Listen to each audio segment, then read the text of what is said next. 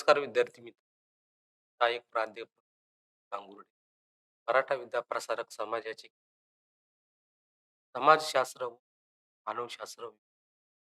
आज आपण ते वर्ष कला, सामान्य स्तर समाजशास्त्र अ, या भारतीय समाजातील गुन्हे वा क्राईम अँड सोसायटी या विषयाशी प्रकरण चौथ्यामधील जो पॉइंट आहे बालगुन्हेगारी. तर बालगुन्हेगारीविषयी आज आपण जाणून घेणार आहोत. तत्पूर्वी की आपण मागच्या तासाला ते बलात्कार म्हणजे काय वा बलात्काराची कारणे जाणून घेतली. तर बलात्काराची कारणे अनेक प्रकारची असतात. आपण जसं एकतर्फी प्रेम असेल वा अश्लीलता असेल किंवा मग मूढ भावना असेल किंवा कुटुंबातून अनेक प्रकारचे जे गुन्हे घडत असतील, तर त्यातून सुद्धा अशा प्रकारे बलात्काराचंही कारण ठरू शकते. तर अशा प्रकारे आपण मागच्या मध्ये जे बलात्कार आहे, बलात्काराचा अर्थ असतो, वैशिष्ट्य असतील, कारणे असतील, जाणून घेतली. तर आज आपण बालगुन्हेगार म्हणजे काय? बालगुन्हेगाराच्या व्याख्या जाणून घेणार आहोत. बालगुन्हेगार कारणे आहेत, तर ती जाणून घेणार आहोत. ते आपण बघतो पारंपरिक समाजामध्ये जे बालगुन्हेगारीचं प्रमाण होतं, तर ते प्रमाण अत्यंत नगण्य अशा प्रकारचं होतं. आता अत्यंत नगण्य म्हटल्यानंतर की जी बालगुन्हेगारी होती, त्या कालावधीमध्ये घडून येत. पण साधारणतः की त्या कालावधीमध्ये अशा प्रकारची प्रसार माध्यमे नसल्यामुळे काय होत होतं, की बालगुन्हेगारी उजेडात येत नव्हती किंवा तसा त्याचा प्रचार होत नव्हता. आणि मग साधारणपणे बालगुन्हेगाराला त्या कालावधीमध्ये सुद्धा जात होते. पण की देशाचा विकास झाला, प्रगती झाली, औद्योगिक झालं, झालं. असे अनेक प्रकारचे त्यामध्ये बदल घडून आणि हे बदल झाल्यामुळे साधारणपणे ही शहरं वाढली. शहरं वाढल्यामुळे झोपडपट्ट्या वाढल्या, पट्ट्या वाढल्या. मग साधारणतः असं म्हणता येईल, की त्याच्यामध्ये अजून वेगवेगळ्या प्रकारचे बदल घडून आले, की राहण्याच्या जागेचा प्रश्न निर्माण झाला. आता राहण्याच्या जागेचा प्रश्न कारणामुळे मग तिथे झोपडपट्टी आली. झोपडपट्टी आल्यामुळे तिथे आपोआपच ही गुन्हेगारी स्वरूपाचं वर्तन लागलं. मग अशा प्रकारे आपण बघतो, बालगुन्हेगारी ही जगात सगळीकडेच आढळून येते. आता त्या संदर्भात जर बघायचं ठरलं, तर साधारणपणे बालगुन्हेगारी ही बालगुन्हेगार कोणाला म्हटलं जातं? तर प्रत्येक देशानुसार ही बालगुन्हेगार कोणाला म्हटलं जाईल, तर हे ठरवलं जात असतं. उदाहरणार्थ भारताचा विचार केला, तर भारतामध्ये बालगुन्हेगाराचं वय ठरलेलं आहे. साधारणपणे 14 वर्ष वयाचा मुलगा असेल, तर त्याला बालगुन्हेगार असं म्हटलं जात असतं. किंवा आपण त्याला विधी संघर्षित बालक सुद्धा म्हणत असतो. त्याचप्रमाणे की चीन असेल किंवा अमेरिका असेल, तर अमेरिकेमध्ये बालगुन्हेगाराचं वय साधारणतः 18 वर्ष किंवा चीन असेल, तर चीनमध्ये साधारणतः ते वय 20 वर्ष. हे की त्या देशानुसार सुद्धा अशा प्रकारे बालगुन्हेगाराचं वय ठरलेलं आढळून येतं. मग अशा प्रकारे बालगुन्हेगारी कमी करण्यासाठी की त्या देशाने काही प्रकारचे तर हे नियम पारित केलेले आणि त्यानुसार प्रत्येक मुलाचनी साधारणपणे वर्तन करणं हे गरजेचं असतं. तर अशा प्रकारे आपण साधारणपणे बालगुन्हेगारी म्हणजे काय? तर हे आपल्या लक्षात येतं. त्यानंतर आपण बालगुन्हेगारीच्या काही व्याख्या असतील, तर ह्या व्याख्या आपण जाणून घेणार आहोत. तर साधारणपणे पहिली जी व्याख्या आहे, तर व्याख्या टॅड लॅडर यांनी केलेली दिसते. बालगुन्हेगारीची ही पहिली जी व्याख्या आहे, टेड लॅडर यांनी केलेली. ही कायद्याच्या आधारे कारवाईस पात्र अशा प्रकारचे वर्तन करणारे ते बालक म्हणजे बालगुन्हेगार होय. तर कायद्याच्या आधारे कारवाई करण्यास पात्र आहे. पण ते, की अशा प्रकारचं ते बालक असतं, की तो गुन्हा केल्यानंतर त्याचे काय परिणाम होतील, तर त्याविषयी ते अज्ञानी असतं. आणि मग की त्याचे जे परिणाम आहे, तर त्याला तुरुंगात जावं लागत असतं. मग साधारणपणे अशा प्रकारे कायद्याने तो आधार घेतलेला आहे, की जे कायद्याच्या आधारे कारवाईस पात्र असे प्रवर्तन करणारे जे बालक आहे, तर ते बालगुन्हेगार होय. अशा प्रकारे ॲड लॅडर यांनी अ, एक व्याख्या केलेली दिसून येते. त्यानंतर पुढची व्याख्या आहे. तर पुढची व्याख्या अ,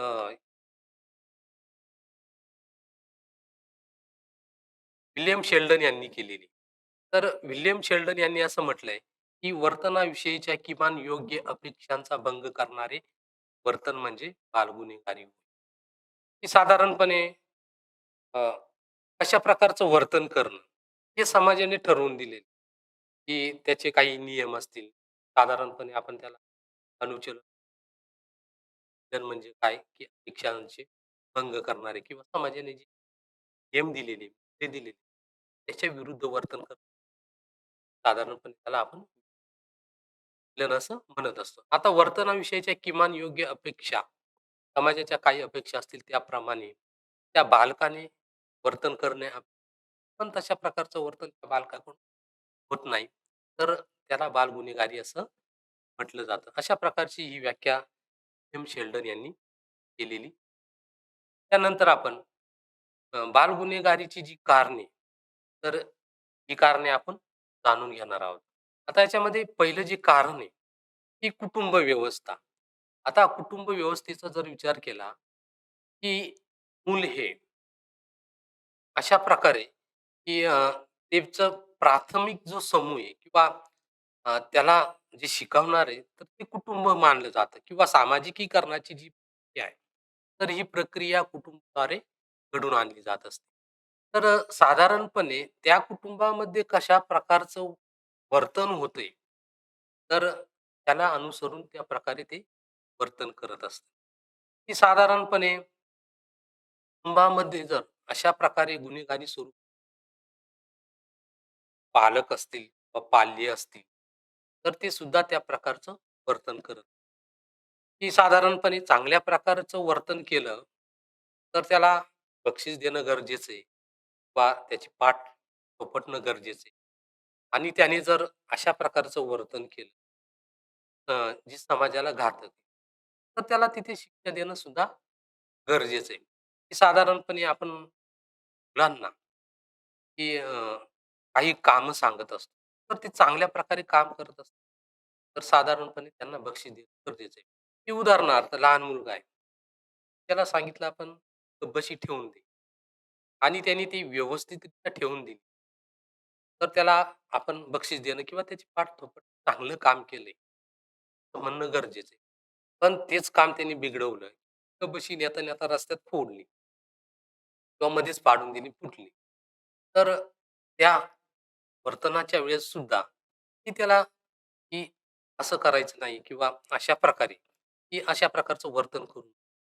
म्हणजे साधारणपणे कुटुंबामधून सुद्धा त्याच्यावर कशा प्रकारचे संस्कार होतात.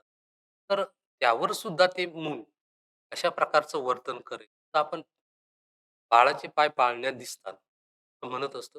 त्याप्रमाणेच कुटुंबामध्ये ज्या प्रकारचे संस्कार त्या बालकावर होत, तर त्याप्रमाणे ते वर्तन करतं. सामाजिकीकरणाच्या प्रक्रियेमध्ये बघतो, की बालक काय करतं, मोठ्यांचं अनुकरण करण्याचं साधारणपणे घरातील एखादं कुटुंब, एखादी सदस्य पैकी पेशामध्ये असेल, तर ते मूल सुद्धा, की ते भाऊ असेल, बहीण असेल, ती कशाप्रकारे वर्तन करते, कशाप्रकारे काम करते, वाचन, त्याप्रकारे वर्तन करते. म्हणजेच इथं सांगण्याचा मुद्दा असा, की घरामध्ये कशा प्रकारची व्यवस्था किंवा कुटुंब, तर त्यावर आधारित ते बालक वर्तन करत असतं. त्यानंतर पुढचं जे कारण आहे कुटुंबाचा आकार. आता कुटुंबाच्या आकाराचा जर विचार केला, तर साधारणपणे की पारंपरिक समाजामध्ये आपल्याला संयुक्त कुटुंब आढळून येते आणि की आधुनिक युगामध्ये सध्याच्या युगामध्ये आपल्याला अशा प्रकारे आधुनिक कुटुंब पद्धती किंवा न्यूक्लिअर फॅमिली ज्याला म्हणतात, मोठ्या प्रमाणावर आढळतात. आता संयुक्त कुटुंबाचा जर विचार केला, तर संयुक्त कुटुंबामध्ये सदस्य संख्या आपल्याला माहिती आहे जास्त असते आणि सदस्य संख्या जास्त असल्यामुळे की प्रत्येक मुलाकडे लक्ष दिलं जाईलच असतं. म्हणजे त्या मुलाच्या काही इच्छा असतील, अपेक्षा असतील, गरजा असतील. तर ह्या गरजा त्या संयुक्त कुटुंबाकडून पूर्ण होत नसतात. तर ते मग इतर प्रकारच्या मार्गांचा अवलंब साधारणपणे तरी ग चोरी करणे, पैसे काढणे आणि त्याद्वारे ते आपल्या ज्या गरजा आहेत, तर त्या गरजासुद्धा प्रयत्न करतात. आता न्यूक्लिअर फॅमिली विभक्त कुटुंबाला विचार केला, तर या फॅमिलीमध्ये साधारणपणे पती-पत्नी दोघं कामाला असतात किंवा कुठेतरी जात असतात आणि मग जे मुलं असतात त्यांच्याकडे लक्ष द्यायला सुद्धा कोणी नसतं आणि मग कशाप्रकारे वर्तन करावं, की हे त्यांना निश्चित केलेलं नसतं. मग ते आपल्या संगतीत असणारे जे मित्र असतात, त्यांच्याबरोबर राहून किंवा तशा प्रकारचं वर्तन केलं जात असतं. साधारणपणे पान करणे किंवा कुठे पाकीटमारी, हाणामाऱ्या करणे, मारामारी, तर असे प्रकार सुद्धा घडू असतात. तर हे जे दुसरं कारण आहे, तर कुटुंबाचा आकार हे सांगता येईल. त्यानंतर पुढचं जे कारण आहे विघटित कुटुंब. आता विघटित कुटुंबाचा जर विचार केला, की कुटुंबामध्ये पती-पत्नींचा घटस्फोट होणार असेल, काडीमोड होणार असेल, तर त्याचा विपरीत परिणाम त्या बालकाच्या मनावर वा होत असतो आणि मग त्यामुळे ते चिडचिडपणा करत आणि मग त्याकडून अशा प्रकारचं वर्तन सुद्धा होऊ शकतं गुन्हेगारी स्वरूपाचं, की वडील आईला छळत असतील, तर ते मागे-पुढे न पाहता, ते सुद्धा अशा प्रकारे आपण पेपरमध्ये घटना वाचलेल्या आहेत, की आईला आईचा छळ करताना मुलाने बापाला अ, केला. अशा प्रकारच्या घटना आपण या वर्तमानपत्रात सुद्धा वाचत असतो. म्हणजे की घटस्फोटित कुटुंब असेल किंवा एखाद्या कुटुंबामध्ये वडीलच मुलांचं प्रेम नसेल किंवा एखाद्या कुटुंबामध्ये आईच नसेल, आईचं प्रेम नसेल. तर त्यामुळे सुद्धा की जे संस्कार आई करत असते, तर तशा प्रकारचे संस्कार की आपल्याला असं म्हणता येईल वडिलांकडून सुद्धा केले जात नाही. आणि मग जर असं होत असेल, वडील नसतील किंवा आई नसतील, तर त्यामुळे सुद्धा ते जे बालक असेल, त्याकडून किंवा त्याच्यावर अशा प्रकारचं नियंत्रण नसणार आहे आणि त्यामुळे सुद्धा ते अशा प्रकारे गुन्हेगारी स्वरूपात करू शकतो. कधी-कधी सावत्र आई-वडील सुद्धा असू शकतात आणि मग सावत्र आई-वडील असतील, तर अशा प्रकारे मानसिक छळ जर केला जात असेल, तर त्यामुळे सुद्धा ते बालक असेल, तर ती सुद्धा अशा प्रकारे बालगुन्हेगारी करू शकते. आणि हे आपण बघतो, की समाजामध्ये अशा प्रकारच्या हे घटना ज्या घडताना बालकांचा वापर सुद्धा कधी-कधी अशा प्रकारे कुटुंबाकडून सुद्धा केला जात असतो. आणि त्या बालकाला अशा प्रकारे की ज्ञान नसतं, की आपण अशा प्रकारे केल्यामुळे ते दुष्परिणाम काय होऊ शकतात. तर विघटित कुटुंब हे एक झालं कारण. त्यानंतर पुढचं जे कारण आहे अतिनियंत्रण. आता अतिनियंत्रण, की आपण जसं बघितलं, की कुटुंब व्यवस्था कशा प्रकारची असणं गरजेचं आहे. सतत आपण मुलाला स्वातंत्र्य दिलं आणि सतत आपण त्याच्यावर दडपण ठेवलं, तर ते दडपण त्याला अशा प्रकारे दाबून ठेवलं जात असतं आणि मग ते कधी-कधी काय करत असतं, विरोध करण्याचा प्रयत्न करतं. की आपण अशा प्रकारे, की अतिनियंत्रण पण नसावं आणि अति स्वातंत्र्य पण नसावं. याच्यामधला जो मध्यम मार्ग आहे, तर तो मार्ग निवडावा आणि त्याच्यावर तशा प्रकारे काय ठेवावं गरजेचं आहे. आता अतिनियंत्रण असेल तरी सुद्धा जे बालक आहे ते आणि अति स्वातंत्र्य असेल, त्याचा सुद्धा दुष्परिणाम होऊ शकतो. कोणाला वाटेल तसं वागू शकतो. हे अनेक कुटुंबाद्वारे एकुलता एक मुलगा असेल, त्याला मोठ्या लाडाने करण्याचा प्रयत्न केला जात असतो. आणि मग त्यातूनच ते अशा प्रकारच्या वर्तन त्यांच्या मित्राबरोबर पार्ट्या कर, हे कर. मग अशा प्रकारच्या गरजा भागवण्यासाठी कधी-कधी केलं जात असतं. तर अतिनियंत्रण नसावं. तर हे एक कारण सांगता येईल. त्यानंतर मित्रांचा गट. आता मित्रांचा गट म्हटल्यानंतर, की चार्ल्स फुले यांनी त्यांच्या गटाला प्राथमिक म्हटलेले. ते आपण बघतो, ते मित्र असतात. तर हे समवयस्काचे असलेले दिसतात आणि ते साधारणपणे आपला वेळ जास्तीत जास्त मित्रांच्या गटामध्ये घालवत असतात. मग या गटामध्ये ज्या चालणाऱ्या गप्पा-गोष्टी असतात, की ज्या आपण कुटुंबामध्ये शेअर करू शकत नाही किंवा ज्या आपण कुटुंबामध्ये अशा प्रकारच्या गप्पा ह्या मित्रांमध्ये चालू अ, केल्या जात असतात. आता मित्रांचा गट कशा प्रकारचा आहे? मित्रांचा गट चांगल्या प्रकारचा असेल, तर त्यातून चांगलंच घडून येतं आणि मित्रांचा गट जर की कुठेतरी दारू पिणे किंवा मद्यपान करणे किंवा अजून वेगवेगळ्या प्रकारचे गुन्हेगारी स्वरूपाचं वर्तन करणे, चोरी करणे, अशा प्रकारचं वर्तन करत असेल, तर साधारणपणे असं म्हटलं जातं, की आपण एक कांदा जरी सडका असला, तर बाकीचे कांदे सुद्धा त्याला बाकीच्या कांद्यांना सुद्धा तो चढवत असतो. तर अशा प्रकारे मित्रांच्या गटामध्ये एक जरी मित्र अशा प्रकारचा दुर्वर्तनी असेल किंवा गुन्हेगारी स्वरूपाचा असेल, तर साहजिकच की तर मुलीसुद्धा तशा प्रकारचं वर्तन करू लागतील. म्हणजे सांगण्याचा मुद्दा काय? चार्ल्स फुले यांनी प्राथमिक समूह म्हटलेले मित्रांच्या तर मित्रांच्या गटामध्ये प्रकारच्या गप्पा-गोष्टी तर ते याचमुळे. तर हे एक बालगुन्हेगारीसाठी कारण सांगता येईल. त्यानंतर की पुढचं जे कारण सांगता येईल, ते आपण चित्रपट असेल किंवा मनोरंजनाचा विचार करता येईल, की आपण बघतो चित्रपटांमध्ये, की वेगवेगळ्या प्रकारची आपल्याला वेशभूषा दाखवली जात असते. किंवा अजून वेगवेगळ्या प्रकारची अ, अ, जे फॅशनेबल दाखवलं जात असतं.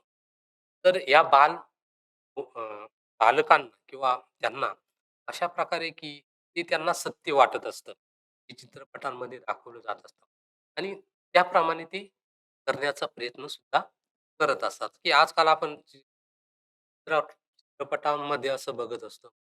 अनेक प्रकारे अश्लील हावभाव असतील किंवा आपण जाहिराती सुद्धा बघत असतो. तर त्या जाहिराती सुद्धा अशा बीभत्स असलेल्या दिसून येतात किंवा त्याच्यामध्ये अश्लीलता असलेली आणि त्यामुळे सुद्धा त्या बालकाच्या मनावर वाईट परिणाम अशा प्रकारचे प्रयत्न करू शकते. आपण अनेक मनोरंजनाच्या वाहिन्या आहे.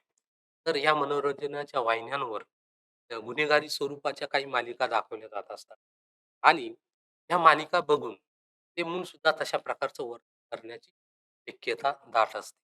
म्हणजे चित्रपट असेल म्हणून तर हे सुद्धा एक बालगुन्हेगारीला कारण मानलं जात असतं. त्यानंतर पुढचं जे कारण सांगता येईल कुटुंबाद्वारे प्रोत्साहन दिलं जातं. की कुटुंबाद्वारे प्रोत्साहन दिलं जात असतं. आपण बघतो की अशा प्रकारच्या काही जमाती. तर ह्या जमातींना गुन्हेगारी अशा प्रकारचं काय लावलेलं आहे किंवा ज्याला आपण शिक्का लावलेला असं म्हणतो. की उदाहरणार्थ सांगता येईल फाशेपारधी जमात. ती फाशेपारधी जमात म्हणजे त्यांचा व्यवसाय काय? चोरी करणे. तर अशा प्रकारे या जमातीमध्ये की त्या मुलाने जर चोरी केली नाही, तर त्याला दंड दिला जात असतो. कधी आणि बघा तुम्ही की शहरीकरण झाले, झोपडपट्ट्या मोठ्या प्रमाणात वाढलेले. उदरनिर्वाहाचा प्रश्न निर्माण झालाय. राहण्याच्या जागेचा प्रश्न आहे ना झालेला आहे. राहायचं कुठे? मग ही कुटुंबाद्वारे पती-पत्नी असतील, कुठेतरी कामाला जातात आणि मग मुलगा कुठेतरी जातो, काहीतरी अ, छोटी-मोठी चोरी करून आणतो आणि मग त्याद्वारे तो मदत घरात देत असतो. मग ही कुटुंबाद्वारे किंवा त्याच्या आई-वडिलांकडून त्याला तशा प्रकारे करण्याला प्रोत्साहन दिलं जात असतं. म्हणजे हे एक बालगुन्हेगारीचं कारण सांगता येईल. द्वारे सुद्धा प्रोत्साहन दिलं. त्यानंतर पुढचं जे कारण आहे पर्यावरण. आता पर्यावरण की आपण सामाजिकीकरणाची म्हणता येईल. आपल्याकडे तशा प्रकारचा परिसर असेल, तर त्या प्रकारे आपलं वर्तन साधारणपणे झोपडपट्टीमध्ये आपल्याला मोठ्या प्रमाणावर गुन्हेगारी स्वरूपाचे वर्तन घडताना दिसतं. बरोबर आहे. त्याच्यामध्ये की अनेक प्रकारची उदाहरणं देता येईल, की त्या साधारण त्या झोपडपट्टीमध्ये राहणारं कुटुंब तिथे राहिलं, तर ते 4-5 महिने राहिलं तर तशा प्रकारचे मित्र मिळतील त्याला आणि त्या प्रकारचं वर्तन ते करत राहील. पण तेच कुटुंब की शहरामधील एकदम पॉश एरियामध्ये राहण्यासाठी गेलं, तर मग तिथे त्या प्रकारचा परिसर असेल, संस्कृत नागरिक असेल, मग त्यांच्याशी संबंध आल्यामुळे आपोआप त्या गुन्हेगारी स्वरूपाच्या वर्तनाला आळा बसेल. म्हणजे जिथे ज्या प्रकारचं परिसर असेल, पर्यावरण असेल, सभोवताली जे वातावरण असेल, तर हा घटक सुद्धा त्याला जबाबदार असलेला आणि त्यातूनच बालगुन्हेगार सुद्धा घडून येत असतात.